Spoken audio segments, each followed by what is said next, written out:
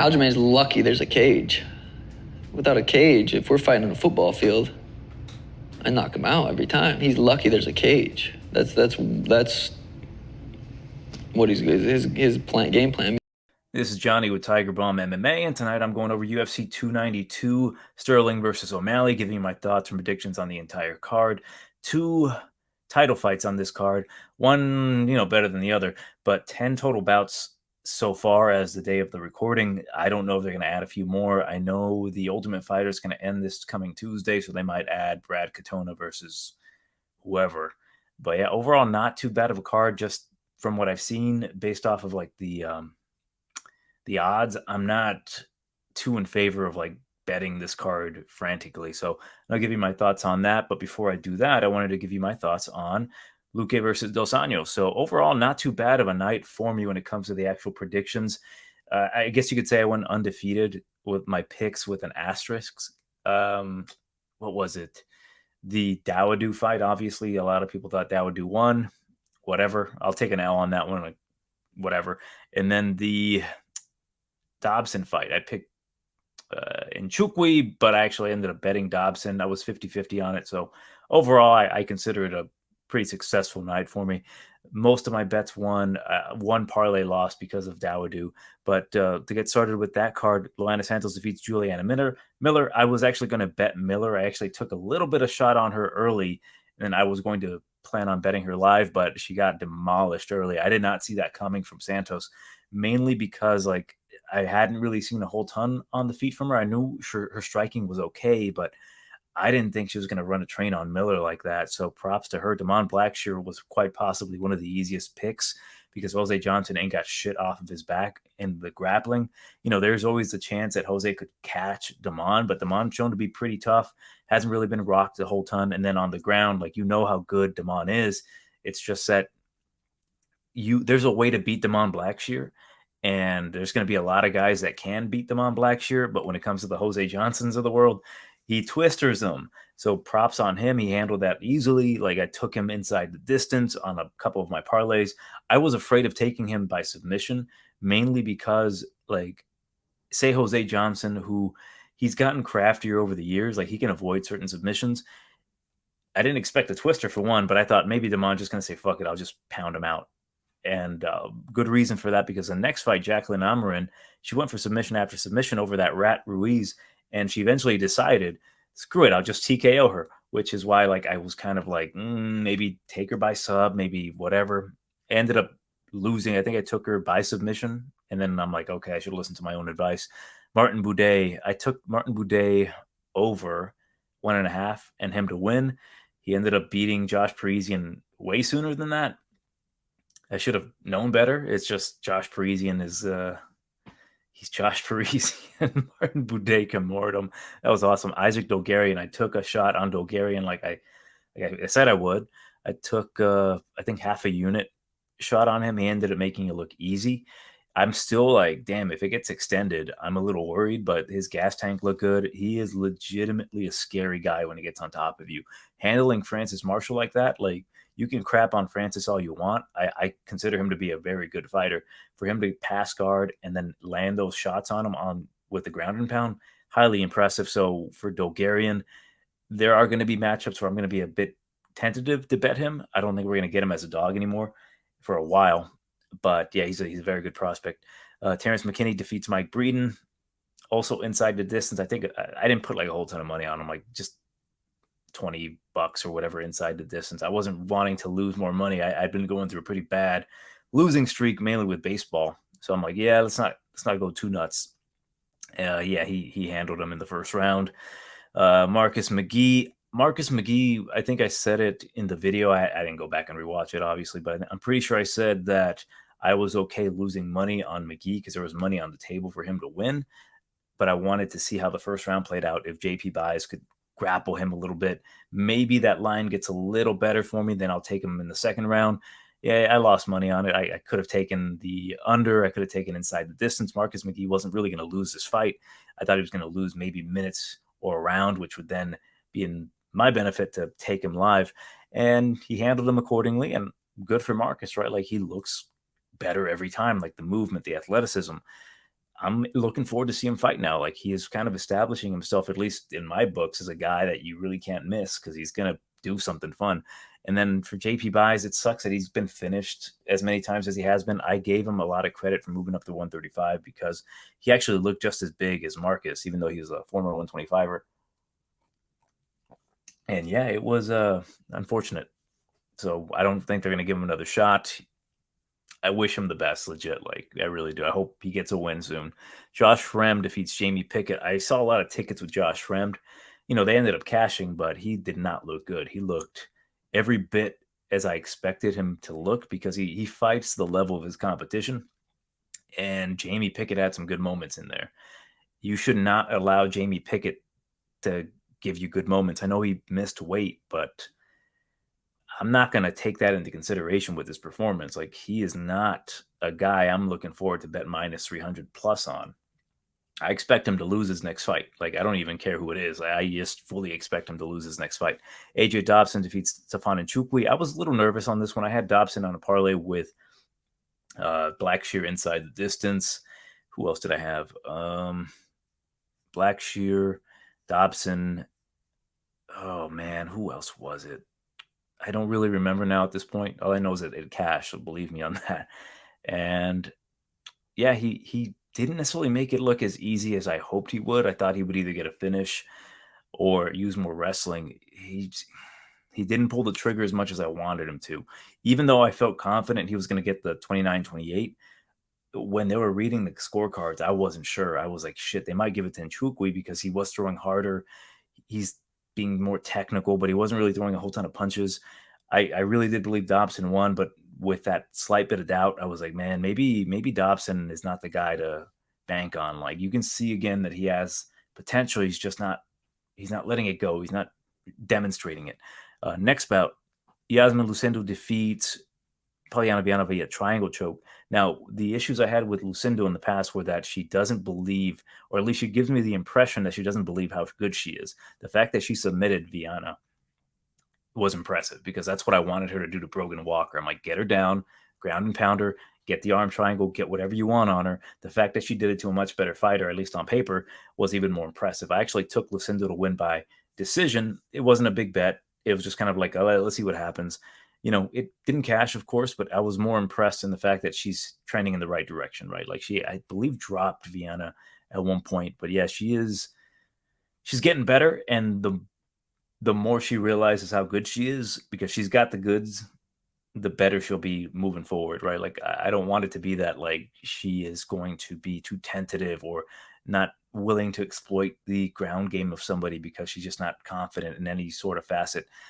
She looked good. I'm looking forward to her in the future. Khalil Roundtree did exactly what we all expected to Chris Dawkins. Chris looked pretty decent on the feet, landed a couple of shots on Khalil, nothing too significant, and then Khalil defunded his chin.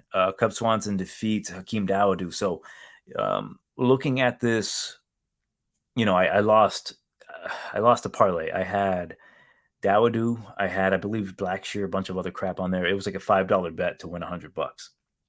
So yeah, I was a little disappointed because it would have cashed. The last person I needed was Luque, and he obviously won. But with Dawodu, it was like, am I going to be that salty because the judges got it wrong when it was a pretty close fight?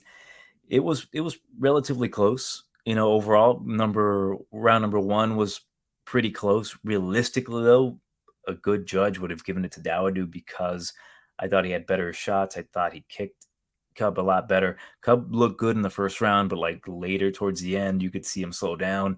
Dawodu in the clinch against the cage, landing good knees to the body. Like, to me, very small margin. Dawodu wins round number one. Round number two, Dawodu again. He had a lot of good body shots with knees to the body on Cub against the cage. And then round number three, it was looking like Dawodu was going to just sweep it. But at that point, Cub took him down. I'm not going to blame the judges for giving it to Cub. So it is what it is. I'm happy Cub got the win. Like, part of me, despite losing money, again, it was only $5, but like the potential for $100, Dawodu should probably learn a lesson here. Like, he can't allow himself to get taken down in moments like that. He should have known better. On top of that, he was kind of getting into a brawl with Cub, which I guess that's why he probably got the second round. because he kind of got into a brawl. He might have clipped Dawoodu a few times, and I guess. And then Vicente Luque defeats Rafael dos Anjos. Very, very good performance. I actually took Vicente Luque live. I took half a unit bet on him to win. I think he was like plus 100, so I got a total unit back in my account. But dos Anjos, I didn't necessarily expect that fight to happen where Luque was going for takedowns and cardio looked good. His chin held up. Dos Anjos, the issue with him is that like now when strikers are taking you down at welterweight, maybe go back down to light heavyweight. I don't really know what Dos Anjos is going to do, but when literally Vicente Luque, who rarely shoots for takedowns, is taking you down pretty easily, these guys are just too big for you at 170. So overall, very lackluster main event, but Vicente Luque got back on track. Very proud of him. Very proud of me taking the shot on him. Like I was super confident that he was going to win. I knew his chin was going to hold up. I just did not really expect him to actually wrestle like that. So it is what it is with that. Pretty happy overall. I made like maybe 2 units after being down quite a bit with baseball. Actually made money back on baseball again today, so I'm slowly getting back there. It's just that it's been a really rough streak for me. But let's move on to the actual card here. First fight of the night for UFC 291. We've got the tough finale here. Kurt Holobaugh versus Austin Hubbard. Let's take a gander what the odds are. I don't know if the odds are fully out.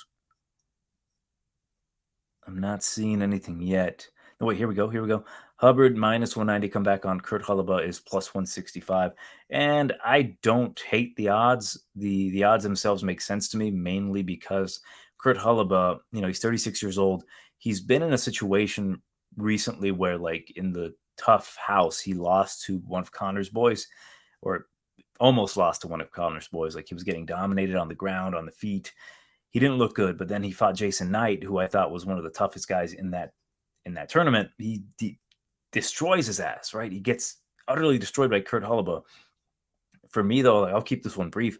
I'm a big fan of Austin Hubbard. I think he is very well-rounded. He's not great anywhere, but he's good essentially everywhere. He's not necessarily a huge threat for a finish, but if he does smell that blood in the water and he has you hurt, you're either going to get finished or you're going to get 10-8'd. So he's a younger guy. I think his cardio is going to be a lot better. I just think he can push a pace that Kurt may not be able to match. He can match, tit for tat for like maybe a round, but the type of pace and the shots that Austin Hubbard lands, lots of low kicks. He teeps to the body well. He can go for takedowns. He's relatively a safe fighter. So I'm going to go with Austin Hubbard here by a decision. I like Kurt. Like, him putting that ass whooping on Jason Knight was quite impressive. The fact that, like, Jason took those shots and eventually had to go down based off of a knee to the face was like, damn. So I really do hope these two guys perform. I wish it is a very good fight, because I would like to see Kurt Holobaugh back in the UFC. He didn't have the best luck. He had 2 runs, I believe. Got knocked out. I think in this picture that you're seeing right now, he got knocked out by Raoni Barcelos with like 14 consecutive right-armed uppercuts to the face. So he's a fun guy, right? Like, I hate the fact that he named his kids, if you're watching The Ultimate Fighter, he named his kids like Raiden, Zayden, and Caden or some shit like that. But maybe that's enough for me to want to fade him. But I'll go with Austin Hubbard here to win this one by decision. Oh my, Marina Moroz. I misspelled her name, whatever. Marina Moroz, the Iron Lady, versus Killer Karine Silva. This fight, I didn't really know. I'm not going to sit here and be like, I'm the expert on MMA, but I didn't know it was a rematch. I had to go back and rewatch the first fight, where I had my conceived notions on how I thought this fight was going to go. And the first fight was the complete opposite. But the odds currently have it in favor of, I think it's going to be Silva, right? Let me check. Yeah, minus 170 come back on Moroz, plus 145. So the first fight went to Moroz. She actually got a armbar on the jiu-jitsu specialist in Karine Silva, which that's not what surprised me. Marina Moroz is a good grappler. She's a good striker. She can pose for a very good picture here with a little sailor's hat. But my issues with her is that she was never really a threat when it comes to like finishing a fight. Most of the time when she's fighting good competition, she's not going to finish them. Karine Silva at this point, like, she's definitely evolved. She's gotten better. She's the bigger threat on the mat when it comes to her jiu-jitsu, and not so much with her striking, but when she gets you to the ground, she is not afraid to, go for heel hooks or knee bars or whatever. Like, she wants that finish, which could play to her advantage, or it could actually hurt her. Yeah, but how I thought this fight was going to go when I went back and rewatched the original, I didn't think that Silva was going to be able to take down Marina Moroz that quickly. She took her down. She had some good moments in there, avoided the armbar, eventually got submitted by the armbar.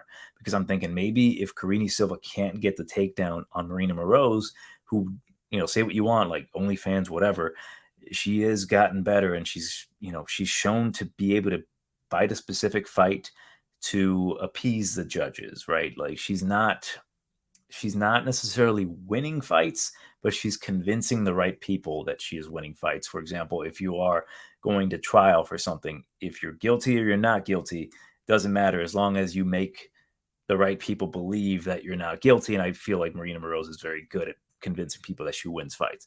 Karine Silva here, I'm thinking on the feet, she is not to the level of Marina Moroz. Not to say that Marina is like this ridiculous striker. It's just that Marina, again, is comfortable on the feet. I think she can survive on the ground. I think she can avoid takedowns. If she gets taken down, I think she is a competent enough grappler to avoid anything from Silva. My biggest worry is, say, if I'm taking Marina Moroz, is that if, say, Karine Silva does catch her with something, because she is not a type of woman that is afraid to go for a submission, which the best way I can describe it is that when you're going for a sub, you have to maintain your position first, then go for the sub. I feel like she'll just go for it. Like, she was doing pretty good work when she fought that chick that doesn't belong, Ketlin Souza. She got her to the ground, exploited that takedown defense that she doesn't have, landed some good shots, and then said, fuck it, I'm just going to go for a knee bar or a heel hook, I believe. I think they classified it as a heel hook. What was it? I guess it is a knee bar, modified knee bar, because she twisted the knee to the side. It was absolutely disgusting. Her being able to do that is impressive to me. Like, she's a very good fighter. I feel like this is her time to get that loss, because I don't think she's going to be able to finish Marina Moroz. I don't know if she's going to be able to consistently get takedowns. And realistically, I don't know if she has the gas tank to be able to go with Marina for all 3 rounds. I think Moroz can survive the first. I think she's going to have some good moments on the feet, maybe even tag Silva. Like, Silva was losing to Botalio on the feet until she, like, superwoman punched her, got on top, and got the Darce choke. For me, though, I think this might be the moment that Karine Silva gets not necessarily exposed in the UFC, because, like, I think the warning signs are there. It's just that when you're relying so much on that submission or that finish, it's a double-edged sword. Like, if you get it, you get it. If you don't, you're in for a really tough fight with a girl who's beaten you in the past. And as much as I don't really like Moroz when it comes to, like, her fighting style and the tennis noises that she makes, she is consistently winning. And I think at plus money, I think she can win this fight. So I'm going to go with the OnlyFans chick. I'm going to go with Marina Moroz by a decision. So I'll go decision. Dear God. Like, what's funny about this, me and my girlfriend, we set up a joint account where we have, like, the ability to create shit like this. So just like an hour ago, she's like, hey, what the fuck is this? I'm like, oh, that's Marina Moroz. And she's like, well, why are you using this picture? Well, let me explain to you why I'm using this picture for Marina Moroz. You see, she does OnlyFans. So hypothetically, say she is doing OnlyFans more than she's actually training. So that is a big factor in trying to cap these fights. So she's like, okay, I understand. But I just thought it was funny that she tried to call me out on a woman's ass on the whatever. Anyways, moving on. What do we have? We've got another women's fight, Andrea Lee versus Natalia Silva. Now, Silva, minus 350 versus KGB Lee plus 275. I worry about this fight because let me just put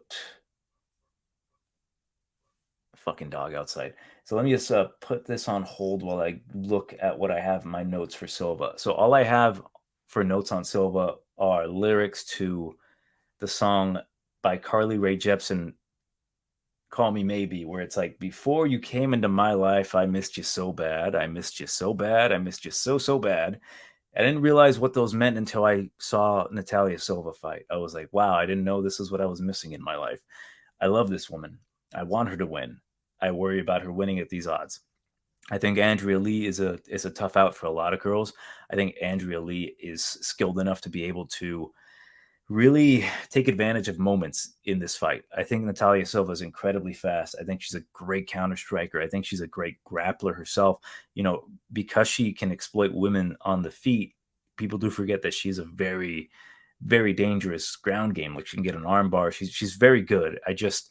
She's just better on the feet, in my opinion. And against Andrea Lee, she's going to be bigger here. She's going to be 2 inches taller, going to have about a 4.5-inch reach advantage over Natalia Silva.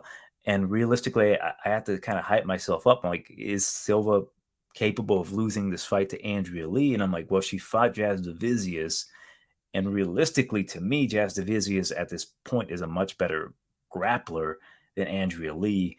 It's just that Andrea is more suited to maybe taking the back and to like transitioning better to control Silva if it does happen to hit the mat and she hits the bottom, Silva that is. But on the feet, I think she's going to be too fast. Like, Andrea Lee's a kickboxer herself. She's not a scrub on the feet herself.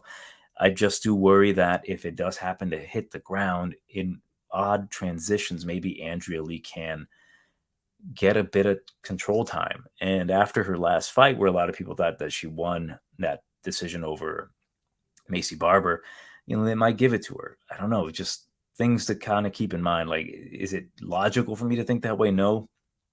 But it is something always in the back of my mind. I'm going to pick Silva to win this fight. I think she wins this fight by a decision. It's just that I don't really feel comfortable betting her in this spot. What I would hope happens is that she just knocks out Andrea Lee in the first round, like she did to Leonardo. But I don't think it's going to be that easy. I think it's going to be a really tough fight for Silva, because like, as much as people like shitting on Andrea Lee for like outside of the cage reasons, she's a very good fighter. Like, when she's on, she is very dangerous, and she's, I believe, a brown belt in jiu-jitsu. Let me make sure. Yeah, brown belt in jiu-jitsu.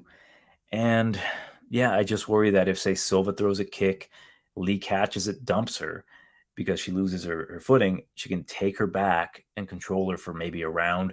And then come the third round, that is going to be a very like bad spot for me to be in if I'm holding a ticket with her at like minus 350. So I'll stay away, but I will take Silva by a decision here. I think she's going to be the quicker, faster, better fighter, period.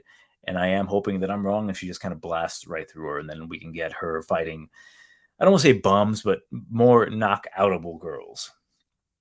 Moving on. No, I skipped one. Yeah, moving on. We've got Gerald Meerschaert, GM3 versus Andre the Trader Petroski. So Petroski minus 260 comeback on Gerald Meerschaert is a plus 210. Like, realistically, I don't have to spend too much time on here. Really, I'm not interested in this fight. I probably would take it inside the distance, that it's not going to go the distance, essentially. Petroski should win. It's just that, is he going to win via submission? Is he going to win via TKO? Or is he going to win via decision? I really don't know. I have no idea. He is the better grappler, mainly because he's the better wrestler. Like, his jiu-jitsu's good, definitely. It's just more so his wrestling is where it's at. But he is live to potentially get choked out. If he shoots in sloppy, Gerald Meerschaert does have that devastating guillotine. If he can get Petroski in it, I don't think he's going to go anywhere. But Gerald is one of these guys that, even though he loses all the fights he should lose most of the time, he's very capable of overperforming and catching a guy like Petroski, who's only 9-1. Petroski's been submitted in the past before. Funny enough, Aaron Jeffrey TKO'd him back in the day. Damn, Aaron Jeffrey's been fucking me over for years. He fucked me over in the PFL, or Bellator, that is. And then again, what the hell is Dalton Rasta doing trying to grapple with him? But yeah, Hubbard, Brian Battle submitted him in The Ultimate Fighter with a guillotine, and that is if he gets tired. So now Gerald Meerschaert has a devastating body kick. If he starts landing that at least a couple of times on Petroski, yes, he may get taken down based off of that kick being caught. But eventually, if Petroski gets tired and Meerschaert is still in there, he can move forward with his stumbling, bumbling self, make Petroski take a bad shot, and then get guillotined. So I do worry about Petroski getting submitted here, but if he comes in here smart, looking for putting hands on Gerald, trying to knock him out, I think he can do it. But I do kind of see this being a really sloppy, after like the second round back and forth grappling matchup where Petroski just kind of lands on top a bit more and he wins the decision. So I'm staying away from this one completely. But if I do see the live opportunity to bet Gerald, where he got dominated in the first round, but Petroski looks a little tired getting up, I might take a shot on Gerald to win this one. Moving on, we've got Gregory RoboCop Rodrigues versus Dennis Tiuliulan. Same odds here, minus 350 for Rodrigues. Come back on Tiuliulan is plus 275. So I do believe that people who are taking Tiuliulan are essentially just taking him to fade RoboCop's chin. And I don't blame them for it. There's a really good chance that he can crack RoboCop and finish him because like his chin is such a anomaly to me. Like he can take the hardest shots from guys. He can get essentially half of his face ripped off, and he'll keep fighting and he'll find a way to win. Like, and it's so crazy that he's only 31 years old, but the man is very skilled. If he had a chin, this guy would be an absolute terror. We might even be talking about a middleweight title shot for Gregory Rodrigues. He does have the grappling advantage here. He can strike. He can knock out Tiuliulan. Tiuliulan, he's got this weirdness about him where he'll just go forward. He is getting better with the takedown defense. If he can stuff takedowns and make Gregory uncomfortable, I think he can eventually catch the chin of Gregory Rodrigues. But in all honesty, like I think the odds are correct based off of like the skill level. If Rodrigues gets a takedown, I think he can maintain the top control, land some good shots to soften up Tiuliulan, and then eventually get a rear naked choke submission. If he can't do that, Tiuliulan, he's going to have to put the pressure on Rodrigues, which isn't going to force Rodrigues to strike, obviously. But then again, that gives Rodrigues a good chance to possibly knock out Tiuliulan. So I think no matter where the fight is, Tiuliulan is kind of at a disadvantage. But with that chin being such a time bomb with Gregory Rodrigues, it's such like, do I really want to lay chalk on this guy or put him on a parlay? So for me, it's probably doesn't go the distance for this fight. Taking Tiuliulan by knockout wouldn't be crazy, but realistically, though, Gregory Rodrigues for me is going to have to get the submission. Like he's going to have to exploit what's there.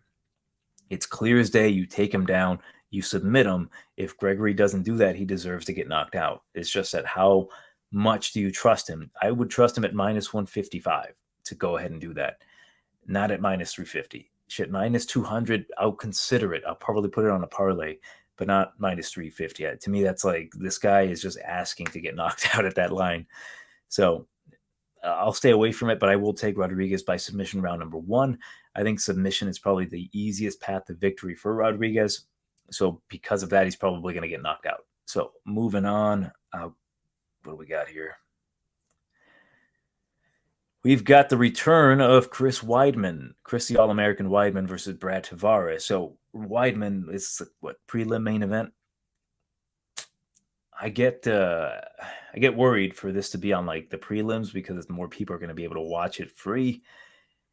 And we know what happened to Chris his last time out. He had that horrifying, gruesome knee injury. I'm sorry, the bone exploded off of his leg.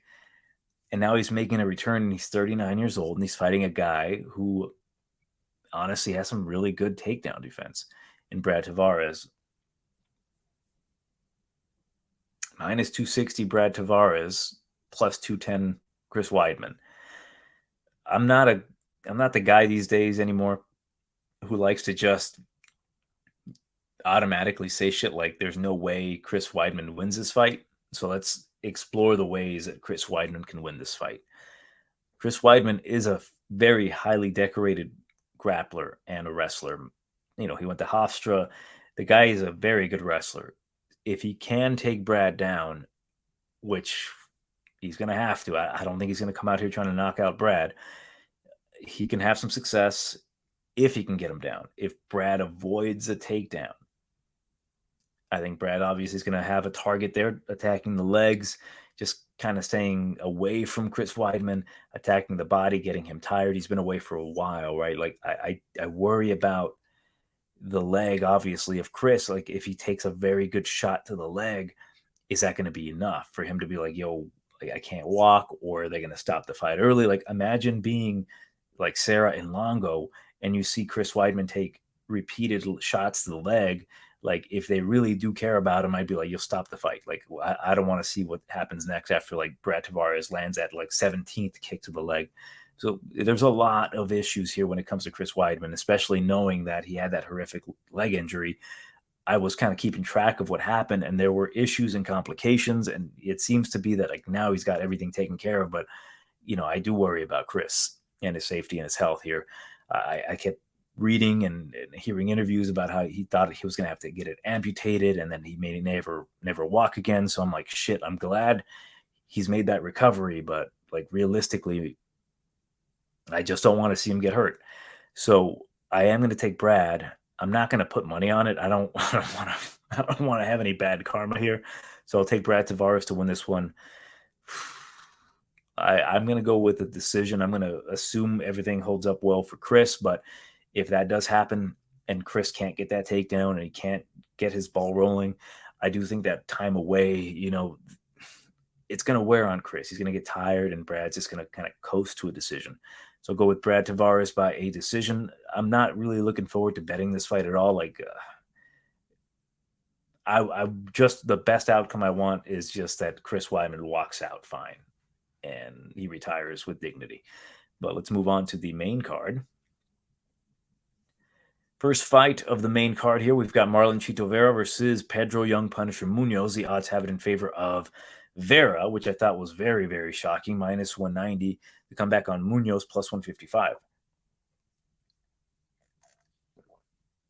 Now, the reason I think these odds are shocking, and this is a guy who thought that he was going to beat Corey Sandhagen, and I capped him at like minus 170-ish to beat Corey. I'm not like turning my back on Marlon here. It's more so I don't think he should be nearly 2-1 favorite over Pedro Munhoz. Like, I know Pedro, he's had his ups and downs. He had a really close fight with Chris Gutierrez where I guess you can say he won. Like, it was close. He definitely won the first round, and the last two were kind of iffy. But he is not a guy that's going to be able to get knocked out as easily, or he's going to slow down long enough to get finished. Like, Pedro's probably not going to get finished in this fight. So with Marlon Vera being such a slow starter, I really would have put this a lot closer. Maybe Pedro Munhoz minus 125 to win this fight. Like, I think it is a close fight depending on which versions of these guys show up, because I think if the best version of Pedro Munhoz shows up, I think he can beat the best version of Marlon Vera because he's got the grappling ability. He can strike. He throws hard leg kicks. He's got the great chin. He's not the most, athletic guy Pedro is, but I do think that he has methods to win this fight, especially going for takedowns and having some control time. And, Pedro's not a guy that I'm looking forward to betting really ever since the Frankie Edgar fight, where I bet Frankie Edgar to beat Pedro Munhoz because I'm like, I think Pedro, he's a little slow sometimes. He hits hard, but he's there to get countered, and a better striker is going to be able to take advantage of it. And, Frankie got the nod. But ever since then, I'm like, you know what, maybe Pedro's not the guy to kind of bet. Like, same thing when I bet Aljo to beat Pedro Munhoz. I'm like, better strikers are going to take advantage of this guy. With Marlon, I don't necessarily think he's the better striker. He's definitely more athletic. He's an absolute gritty monster. Like, that's what I love about Marlon Vera. Like, I don't necessarily think he's the best fighter at bantamweight, but I do believe he can beat literally every fighter at bantamweight.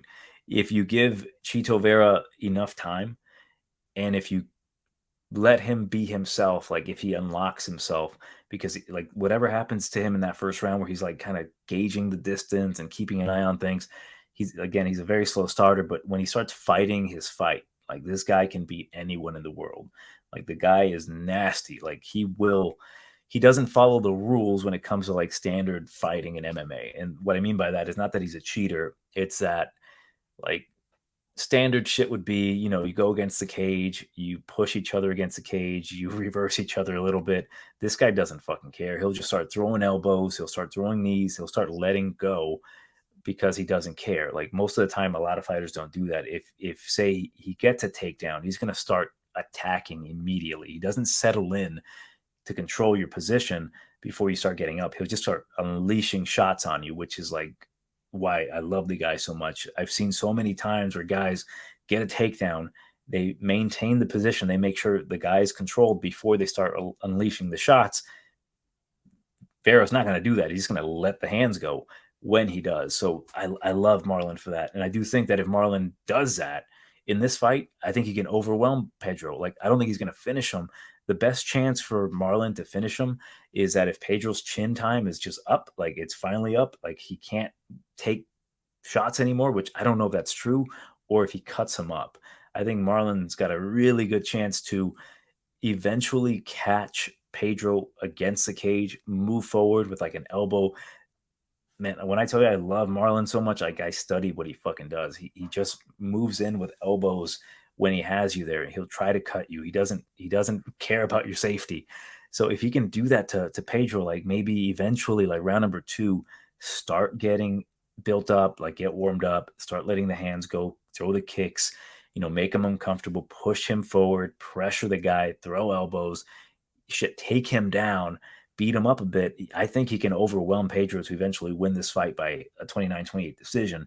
It's just that if he doesn't do that, if he fights like he did against Corey Sandhagen, where he got stifled with the timing, right? The takedowns were there. He just didn't really, he never got going. If Pedro can do that to Marlon Vera, I think he's a very good price here at plus 155, because I don't think he's going to get knocked out by Cheeto. Like, I just don't see it happening. If it does, great. It's just that, again, Cheeto does kind of rely on that knockout. It's just that to get the knockout, he has to be the dog. And I just don't know. Like, after that last performance, I'm like, I kind of want to wait and see what Marlon does. So I may take a shot on Pedro Munhoz. It's just that for me, I have to be very aware that I could be super confident in the first round, because I think Pedro's going to have a lot of success in that first round. But come round number 2, Pedro starts slowing down.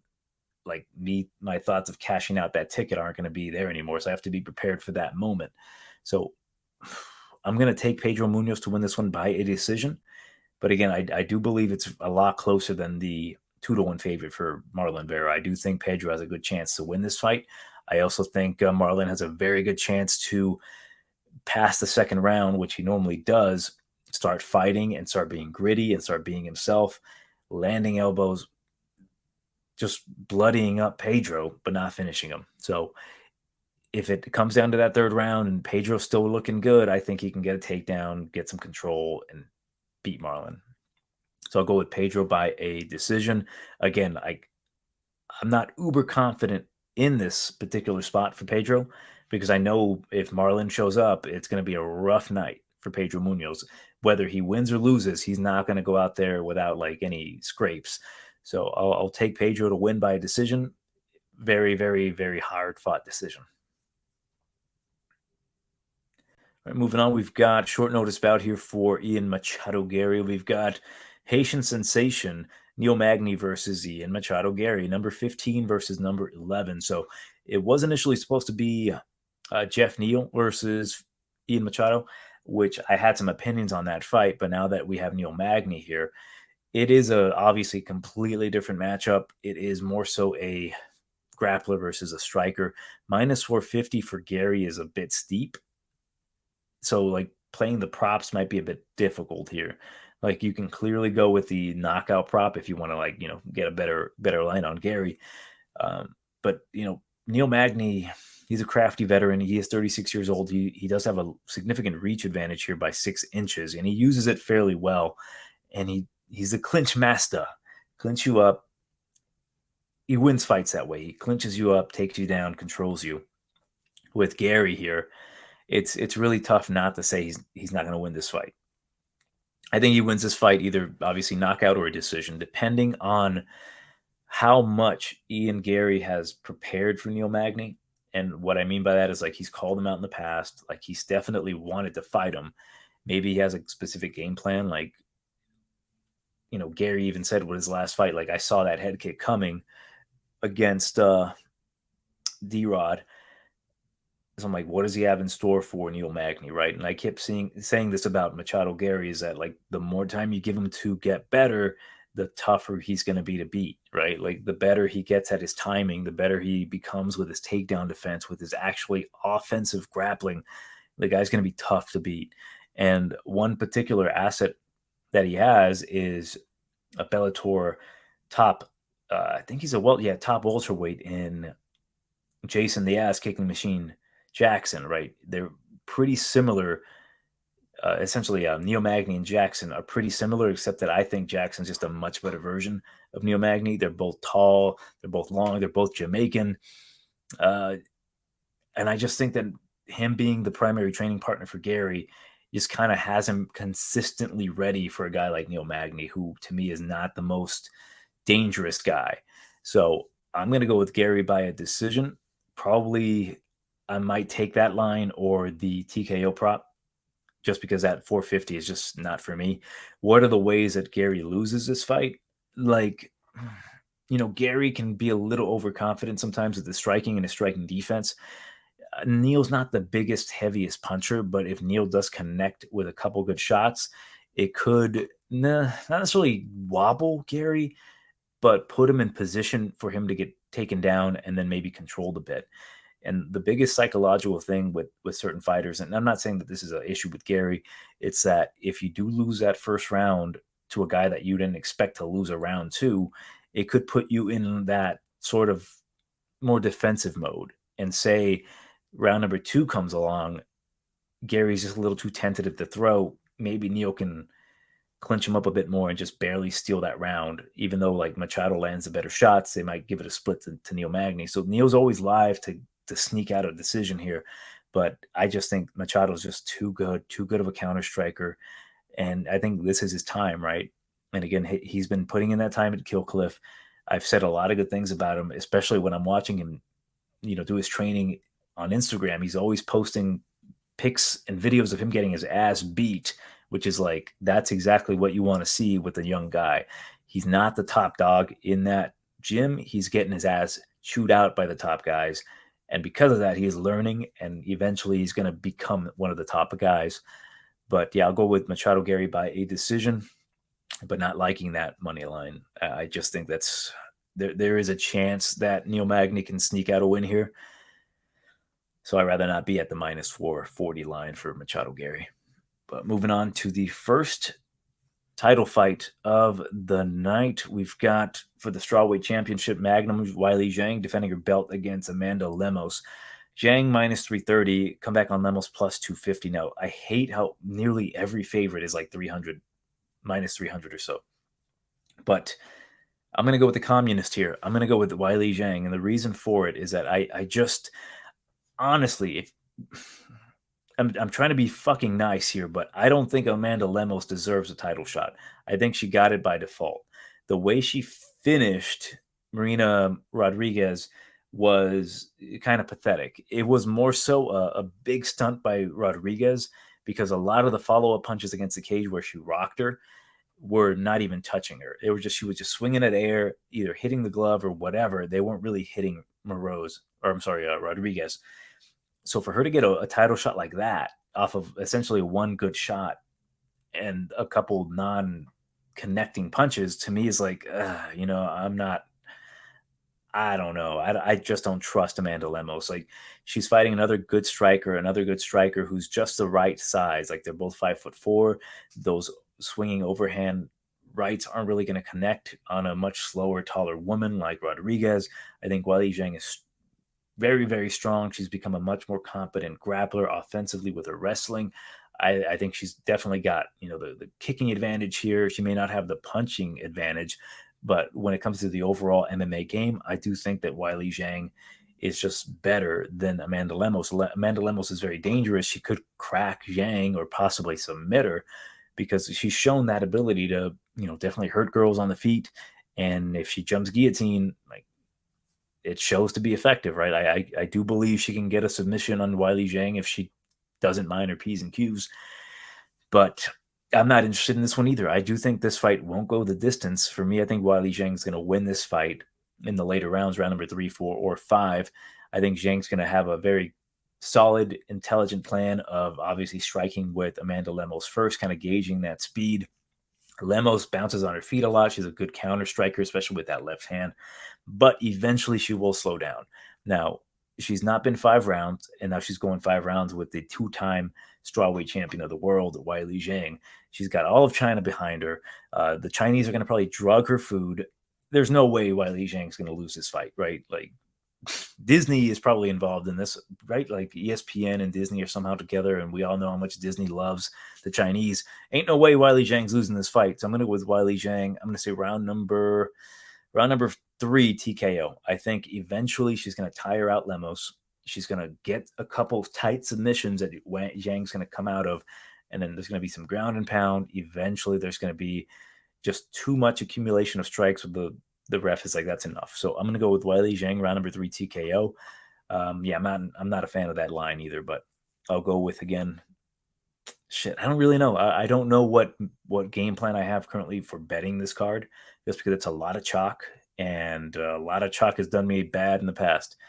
Realistically, though, all the guys that are chalk should win, but there's just so many possibilities for these guys to lose. I think the best option for someone not losing, let me take a look at this whole card. Like, realistically, I think Brad Tavares isn't losing this fight, but there's just so many possibilities on this card for guys to lose.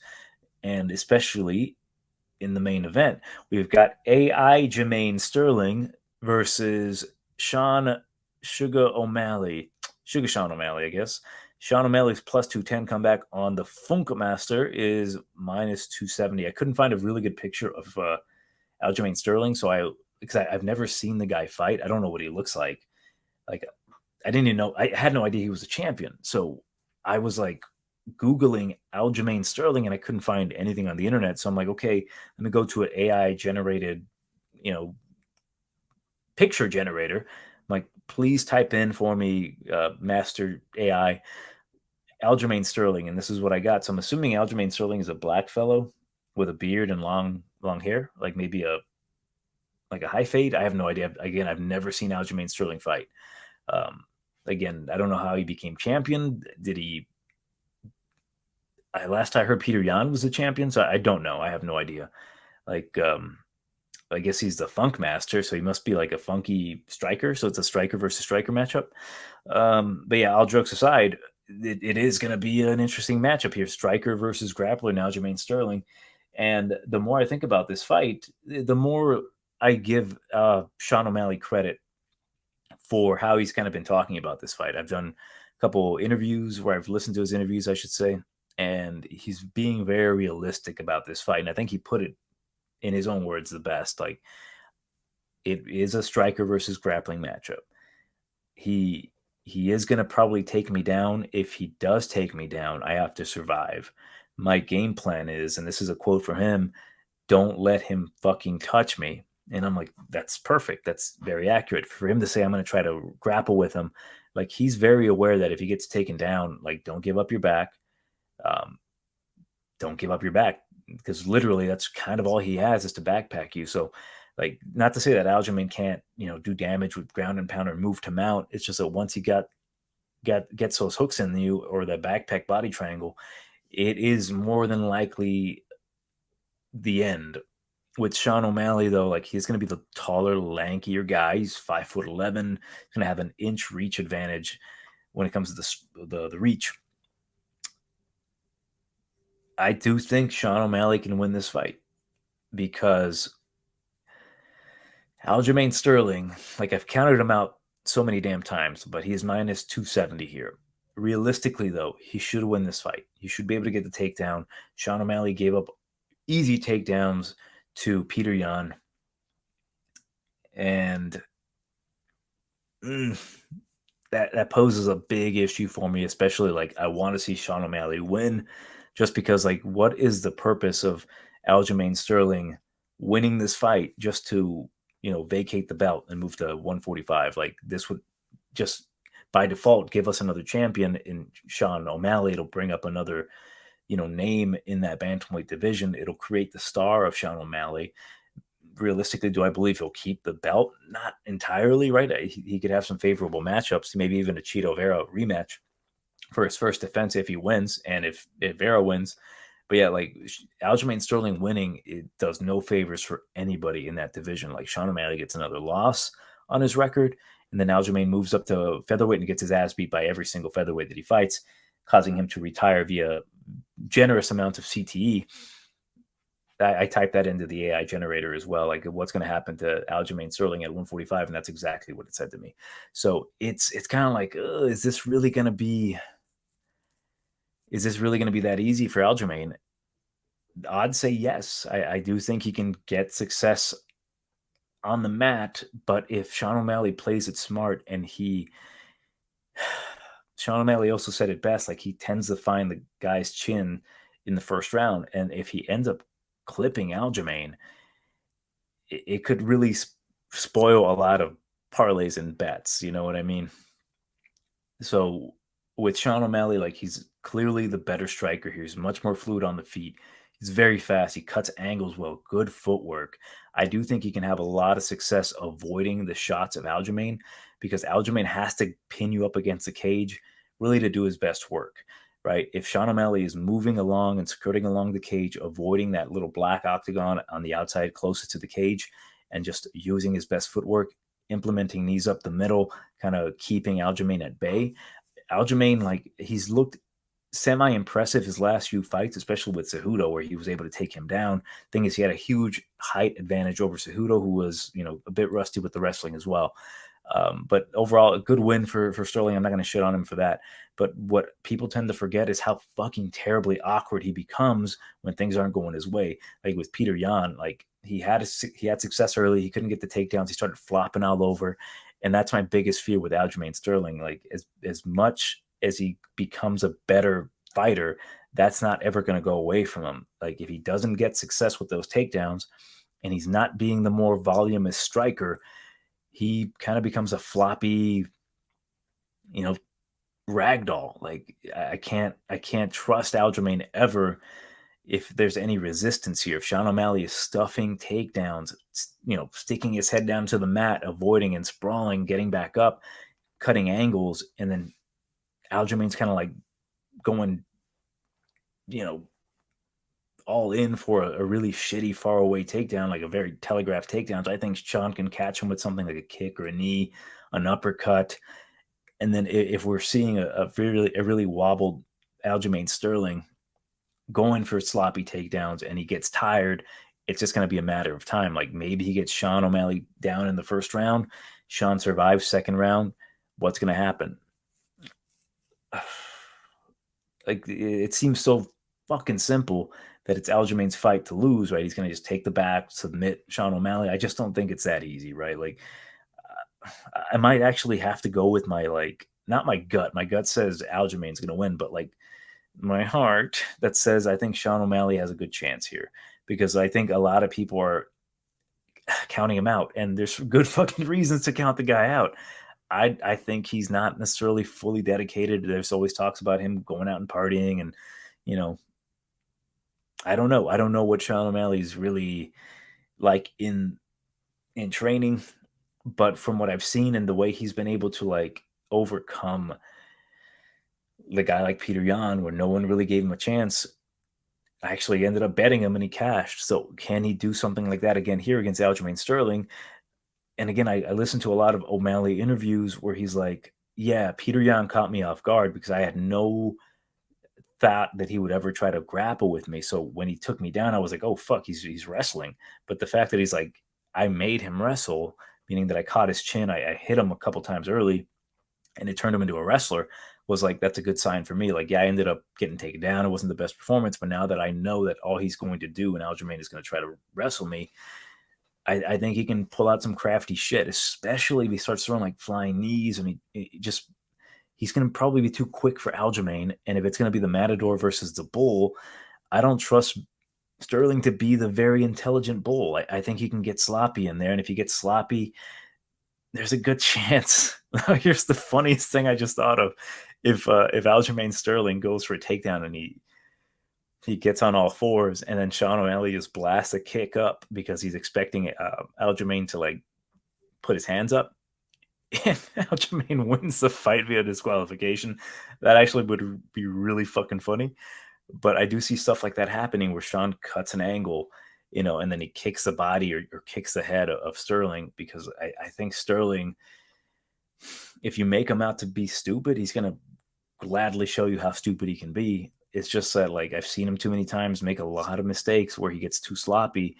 And against a guy as precise as Sean O'Malley, that could be a big problem. Now, again, if Sean gets taken down, it might be an easy night for Aljamain, and then, talks about him being the greatest ever.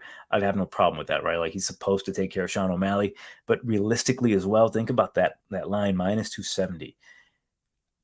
If it is that simple that Sterling should just be able to take him down and choke him out, I think he should be higher than that, like maybe minus 400, minus 350.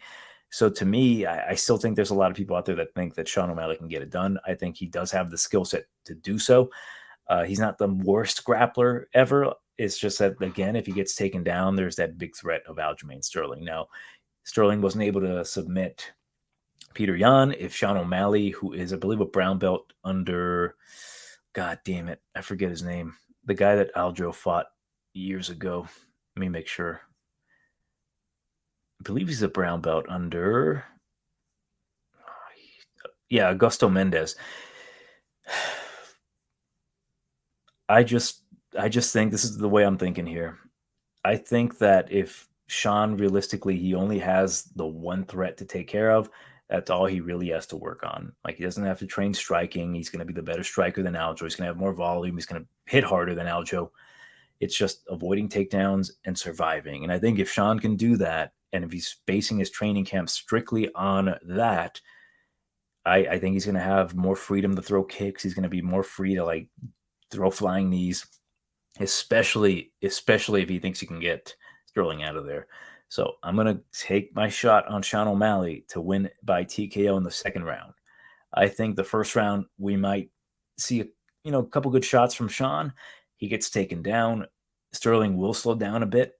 Come the second round, I think Sean's going to be equally as fast as in the first, and then he is going to crack Sterling to TKO him, is what I'm hopeful for. So I'm going again with my heart instead of my gut, but I'll go with Sean O'Malley by second round TKO. But more realistically, I'll end up betting that he doesn't go the distance on a bunch of fucking lines here. It doesn't go the distance for the main event, the co-main event, probably the Weidman fight, the Tiuliulan and Rodrigues fight, the Meerschaert fight doesn't go the distance. Who else we got?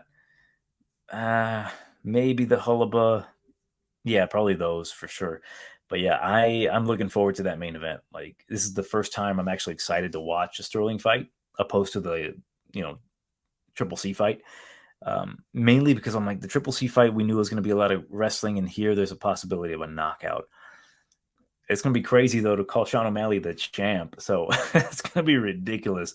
And I do think that if Cheeto gets a win, they're going to be like, let's run it back. That gives Cheeto the title shot. Fuck Corey Sandhagen. He clearly did not want that fight. He's like, yeah, I don't want to fight either of these two guys. Like, I'm definitely afraid to get submitted or knocked out by Sean O'Malley. I'm sorry, like submitted by Aljo or knocked out by Sean O'Malley. So I think that's why he fought like a pussy. But yeah, let me know what you think in the comments for the entire card, my predictions and whatnot.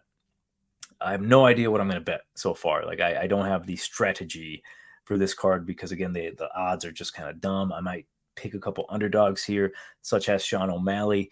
I know, right? I know some people out there are thinking, like, can't believe you're picking Sean. I don't know. I think he can do it. Just why not? Why not go for it? Why not take a shot? I'll take an L if he loses, which is likely. It's just that, same thing with Luque. I keep thinking about, like, why are people counting out Luque, who's a bigger guy, and and he ended up showing that he can fucking wrestle now.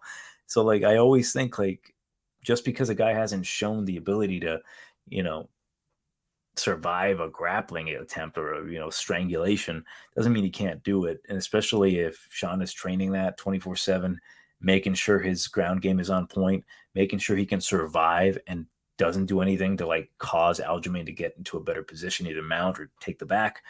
I think Sean can get it done, especially definitely on the feet, because, again, I don't think Sterling is quite the polished striker when he is getting, like, when he's clearly losing. He definitely reacts like he's losing that fight, if that makes any sense. Like, his body language, he gets awkward. Like, I always look back to that first Peter Yan fight where he was looking good, had a lot of volume, and then he just fell off a cliff. And every time he tried an attempt, it was like he looked pathetic. I hate to say that about a champion, but that's kind of how I saw it. So again, Johnny Tiger Bomb MMA. Yeah, like, share, subscribe, whatever. Got the Discord link below if you want to join the Discord. It's not like you know, you can pretty much do whatever the fuck you want. I don't care. I just like to talk to people and like to get their perspective on fights. But it's a very like we're a jokey community. And yeah, follow me on Twitter if you want to see the occasional dumbass tweet from me. But yeah, catch you at the next fight.